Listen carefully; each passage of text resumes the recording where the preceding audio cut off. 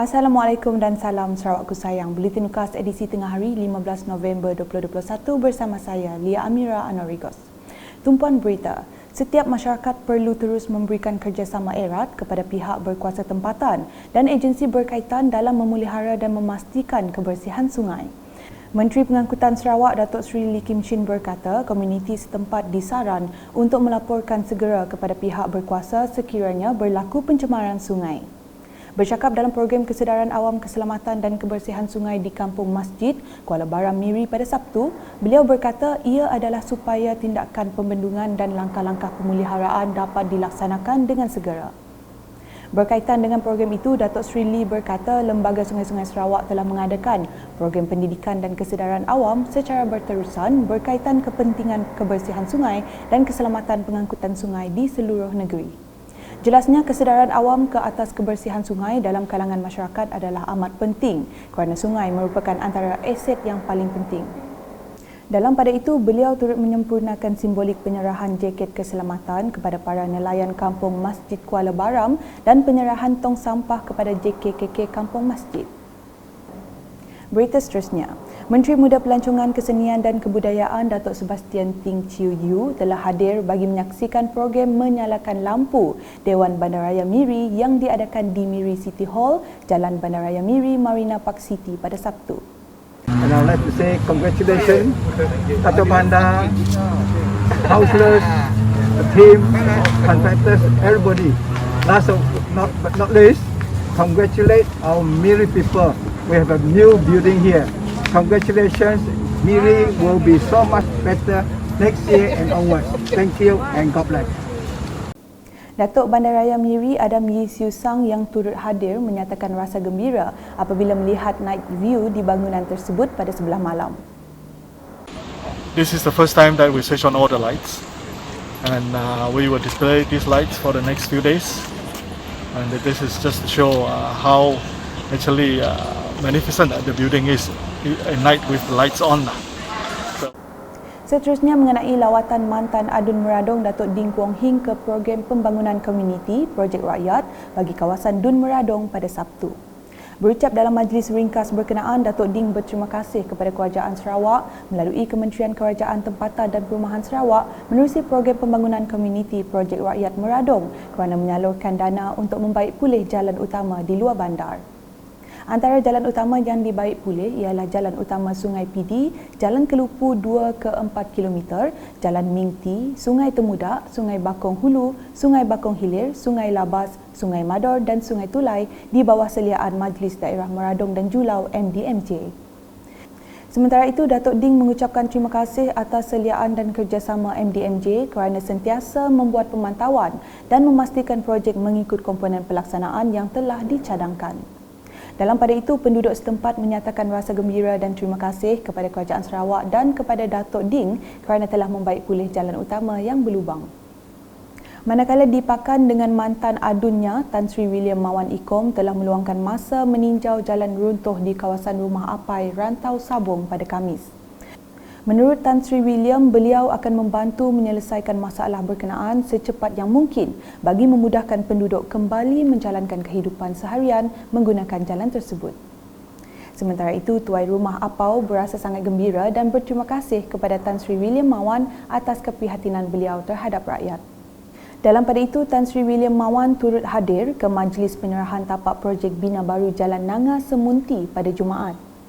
Projek ini akan dijalankan di bawah inisiatif Projek Jalan Perhubungan Desa JPD yang diserahkan kepada kontraktor bertanggungjawab di Rumah Fitzpatrick. Dalam majlis tersebut, Tan Sri William Mawan menyatakan bahawa perhubungan di antara penduduk dapat membantu memudahkan pembinaan pembangunan di sesuatu tempat. Tuai Rumah Fitzpatrick yang mewakili penduduk di kawasan tersebut menyatakan rasa berterima kasih kepada Tan Sri William Mawan atas keprihatinan beliau terhadap rakyat. Di Betong, masyarakat di situ diingatkan agar terus mematuhi prosedur operasi standard SOP bagi mengekang penularan wabak COVID-19. Gesaan itu disuarakan mantan adun layar Datuk Gerald Retap Jabu kerana menyedari wabak berkenaan masih menular di Betong. Menurutnya, orang ramai di situ yang layak untuk mendapatkan dos penggalak digalakkan berbuat demikian kerana vaksin tersebut terbukti berkesan dalam mengurangkan risiko jangkitan. Beliau berkata demikian dalam ucapannya semasa merasmikan program Santuni Masyarakat Pengagihan Bakul Makanan kepada penduduk Kampung Melayu Betong tahun 2021 pada Sabtu. Program anjuran Jawatankuasa Kebajikan Kampung Melayu Betong itu menyaksikan seramai 30 penerima terdiri daripada asnaf, ibu tunggal, warga emas dari 6 buah kampung menerima sumbangan bakul makanan. Selanjutnya, bekas adun balingan Abdul Yaqub RB meluangkan masa menghadiri majlis ringkas penyerahan jersey pasukan Mukah FA Under 25 bertempat di Stadium Mukah baru-baru ini. Sebagai tanda sokongan, Abdul Yaqub yang juga penasihat Persatuan Bola Sepak bahagian Mukah telah menyumbangkan sebanyak RM5,000 kepada pasukan itu. Abdul Yaqub juga sempat memberikan kata-kata semangat kepada pasukan Mukah Under 25 sebelum perlawanan menentang pasukan Miri Under 25 yang berlangsung pada Sabtu lepas. Pasukan Mukah FA Under 25 dijadual meneruskan kempen kejohanan bola sepak Liga Perbadanan Sukan Sarawak SSC, Persatuan Bola Sepak Sarawak FAS menentang pasukan Bintulu Under 25 pada 20 November 2021. Turut hadir penaja jersey Mukah FA Under 25 dari syarikat Cisoil, Sarjan Ajahar Bakar, Presiden Persatuan Bola Sepak bahagian Mukah Royston Valentine, pengurus pasukan Mukah FA Under 25 Jamal Wasli, Ketua Jurulatih pasukan Mukah FA Under 25 dan Exco Persatuan Bola Sepak bahagian Mukah. Beralih ke perkembangan COVID-19. Sarawak terus menunjukkan tren penurunan dengan merekodkan 299 kes positif baharu pada Ahad melibatkan 29 daerah meningkatkan jumlah kumulatif kepada 247,380. Menurut kenyataan Jawatankuasa Pengurusan Bencana Negeri JPBN Sarawak, daerah-daerah yang melaporkan kes adalah seperti berikut.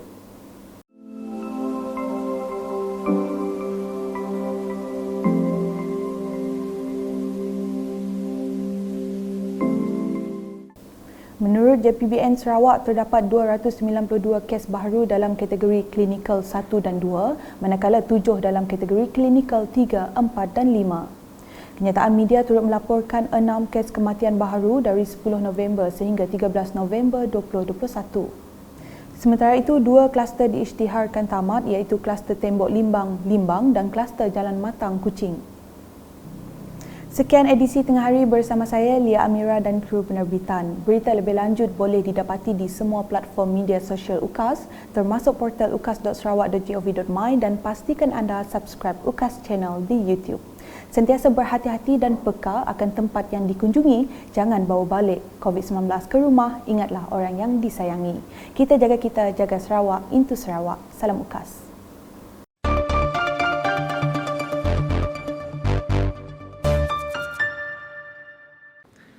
I would strongly advise those planning to return to their villages and longhouses in the interior to take strictest precaution in doing so, because we have noticed a lot of the cases in the interior is being imported from the urban area.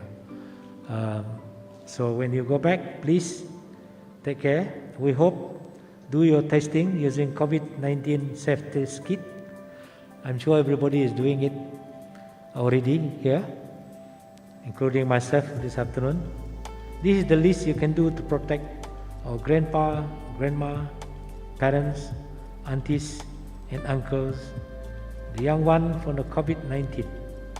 Use your mask, use your face mask, observe the physical distancing, avoid close conversation and do not gather in a group to socialize while others when you have arrived in your place, and avoid social gathering.